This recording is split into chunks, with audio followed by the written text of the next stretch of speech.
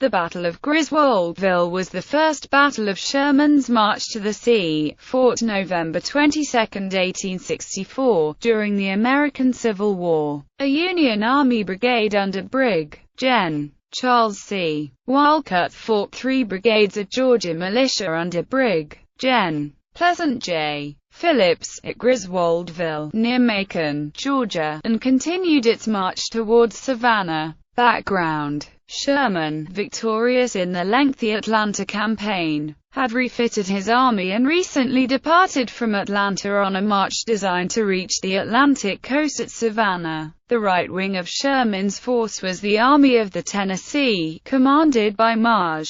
Gen. Oliver O. Howard. It encountered the first resistance to its march in Griswoldville. Walcott was ordered to make a demonstration with his brigade of 6 infantry regiments and 1 artillery battery toward Macon to ascertain the disposition of enemy troops in that direction. Union cavalry under Brig. Gen. Judson Kilpatrick had struck Griswoldville on November 21, capturing a train of 13 cars loaded with military supplies, and burning the station and some factory buildings. Battle. Early on November 22, a detachment of Confederate cavalry under Maj.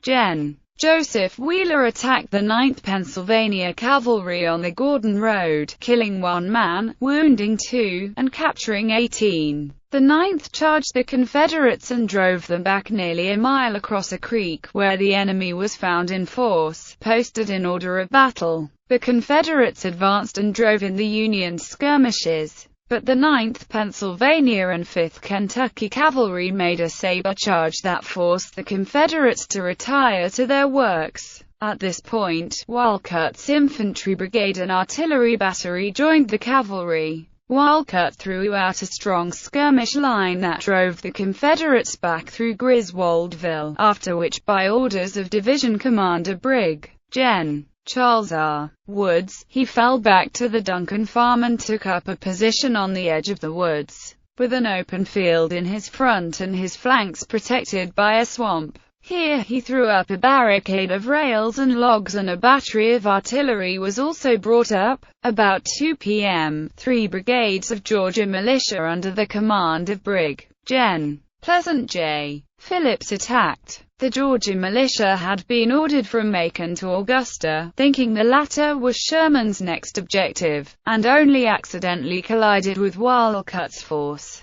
The militia advanced in 3 compact lines, but were met by a shower of canister. They succeeded, however, in reaching a ravine about 75 yards from Walcott's works, where they reformed their lines and from which they made 3 desperate charges on the Federal position, all repulsed with heavy losses. The militia then tried to turn the Federal flanks, but finding these well protected by cavalry, retired to the ravine, remained there until dark, and then withdrew from the field. General Walcott was wounded early in the engagement, and brigade command fell to Col. Robert F. Catterson of the 97th Regiment Indiana Infantry. Aftermath. The Union losses were 13 killed, 79 wounded, and 2 missing. Confederate losses are estimated at 51 dead, 472 wounded and about 600 captured. General William Tecumseh Sherman's march to the sea continued.